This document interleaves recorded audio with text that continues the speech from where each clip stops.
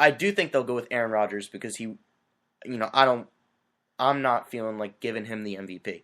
But there's no doubt he was the best offensive player in the league this year. A case can be made for DeMarco Murray, and the homerness is starting to show already. But Le'Veon Bell had a great year. But, yeah, I absolutely agree with you. Aaron Rodgers was the best offensive player of the year. Now, if they go with your prediction for MVP and Aaron Rodgers, who is going to end up with offensive player of the year? Because they really don't like to mix those.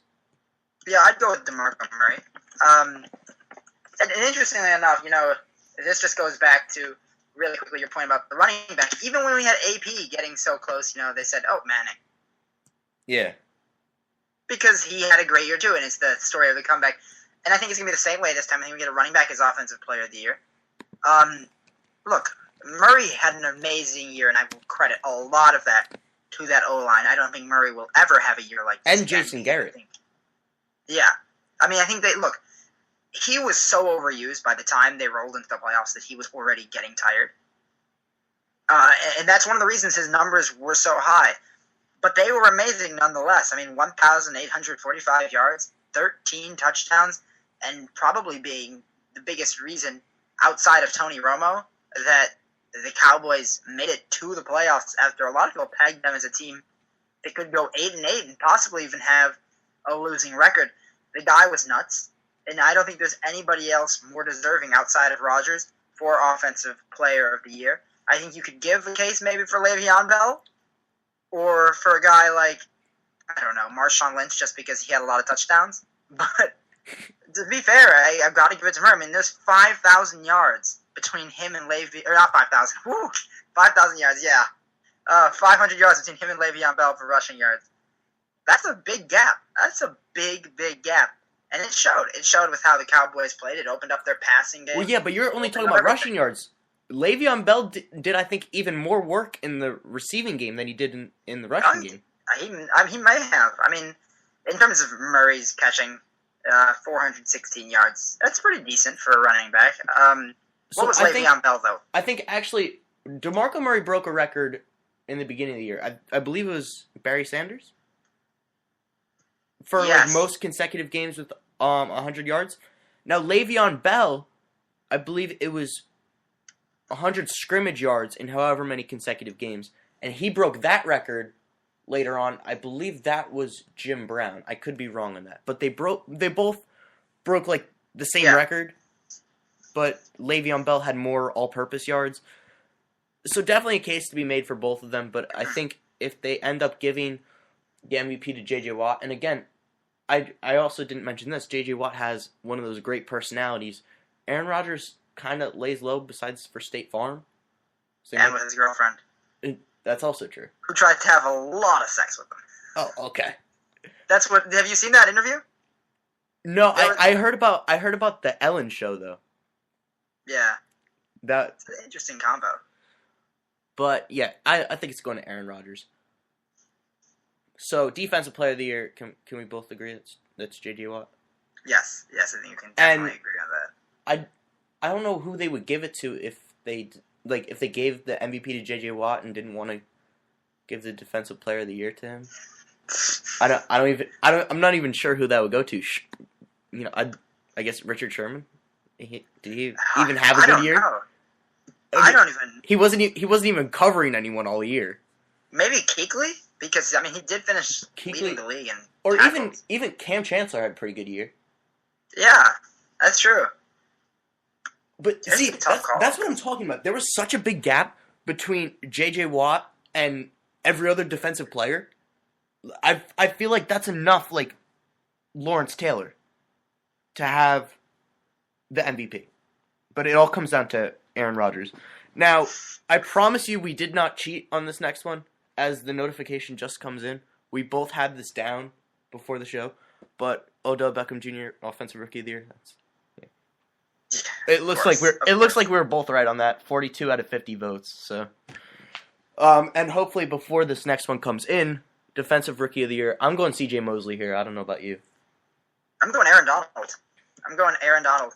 I think up until the last few weeks, I probably would have given it to C.J. Mosley. The guy was a beast, just all over the place.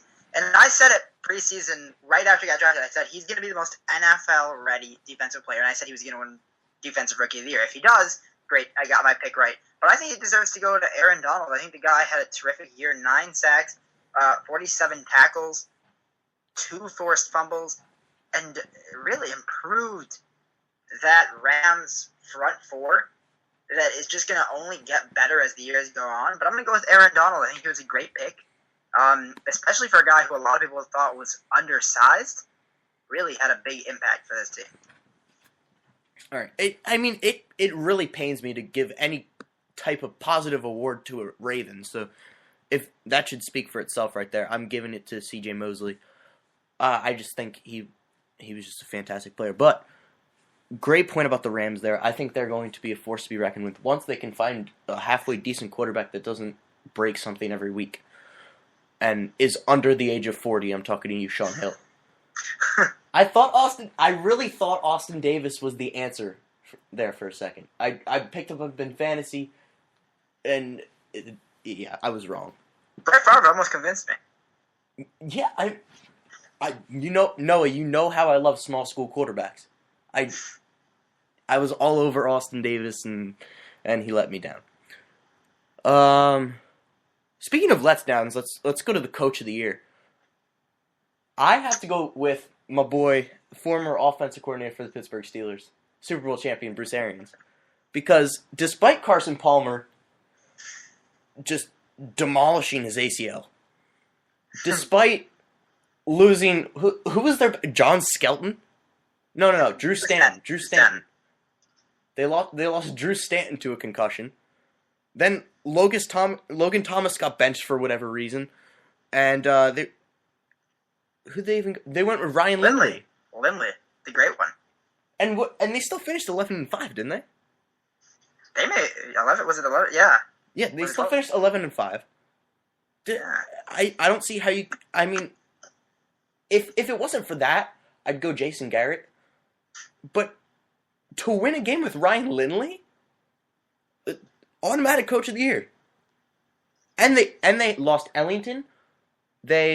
I'm pretty sure they had a couple wide receivers out.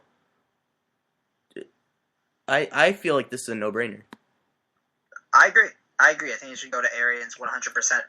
Not to mention how he made that defense just so good after they lost some key pieces preseason to injuries, and then they just come out. And if they hadn't lost Carson Palmer, who knows how they could have done. They could be a team that went a lot farther, unfortunately.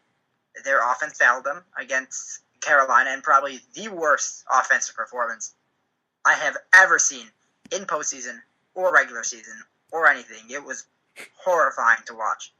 But I think Arians did a great job coaching this team. A lot of pieces that were relatively raw. I mean, to lose Ellington, who was supposed to be the face of that offense, and lose Carson Palmer, no matter how old or how inconsistent he had become, I give him kudos for that, and I think he definitely deserves to win Coach of the Year. If I take away your top 3 quarterbacks, your number 1 running back, and however many defensive players and wide receivers, you're left with Ohio State. No. Ohio State was a very good team, and Urban Meyer is an even better coach than Bruce Arians. I like how you slid in that homerness right there. But just amazing job by Bruce Arians, and an amazing sense of style. I don't know if you saw that. Like all year he was wearing that beret, and he rocked it. I'm not gonna lie. I was feeling real sympathetic. I picked them against Carolina. Thoroughly regretted it after I kept trashing Ryan Lindley on Twitter. And yeah, that was the end of it. I was really high on the Cardinals this year. I'm going to be really high on the Cardinals next year. Hopefully Carson Palmer doesn't lose his upper body. But comeback player of the year, final award. I'm giving it to Gronk. I think he had a fantastic year. He didn't, break any limbs partying. And he had that amazing book come out about him. I think that deserves comeback player of the year, no doubt. Yeah, I've got to go with Gronk as well. I mean, to come back from an injury and immediately supplant Jimmy Graham as the best tight end, a guy who had been without a doubt, probably considered the best tight end and had an exceptional year last year, to come back and then just absolutely dominate the way he did. It's not like he just came back and made a couple of nice catches here and there. The guy was a beast. He just ran over people. He ran through people and continued to show why he is the best tight end in the NFL. I think there's a case to be made for Graham, but I think Gronk showed the true dominance that he really has and became just the favorite target for Brady again. And without him, I don't think that the Patriots would be this far. You know, if I were casting an MVP ballot, he'd be third on my list. So I like him. I like him there. Speaking of which, what happened to Jimmy Graham this year? I feel like he didn't do much. To be fair, I feel like it's because what other wide receivers do the Saints have? And don't say Marcus Colston is an actual wide receiver. Kenny Stills didn't pan out for my fantasy team. Yeah. But look, they just didn't have the pieces. They were horrible at home.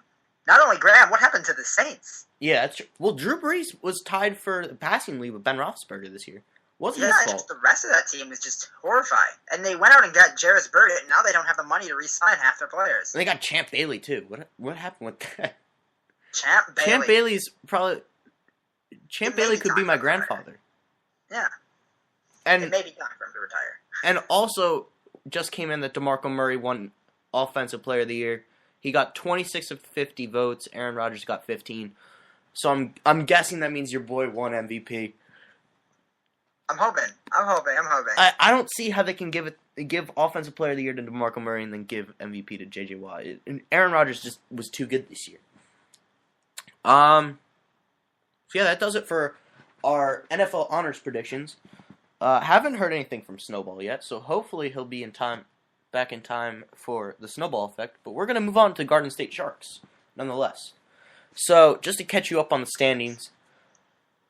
Now, the Seahawks, I was so happy that I picked the Seahawks to win, and in our ISN pool, I got that right. But they didn't cover 7.5.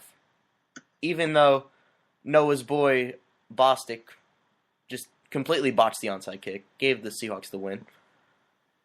But they didn't cover 7.5, so I took the loss there.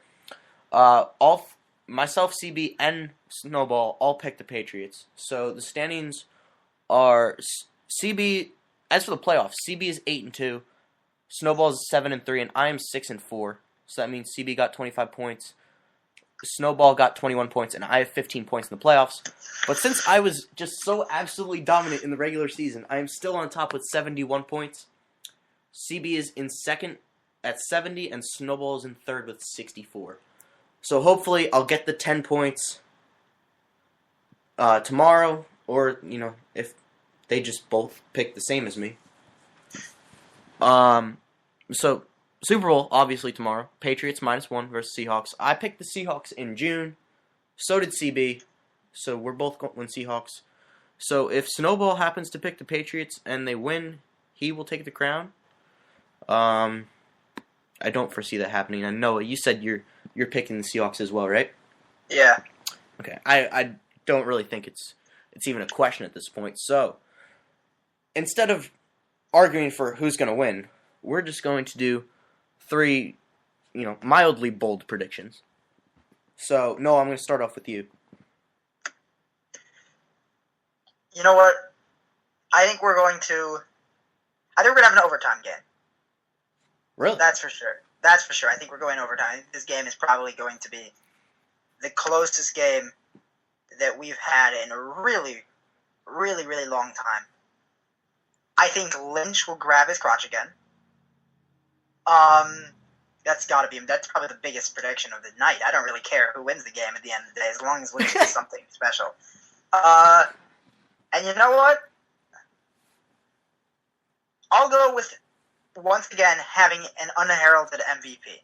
Somebody who isn't well known, just like last year. Maybe Michael Humuanonui? Sure. I always want to call him Michael Humuanawanawa. But I don't think it's there. I'm trying to think of just random people on either of these teams. I think John Ryan, the punter. No, you know who? J.R. Sweezy. Sweezy?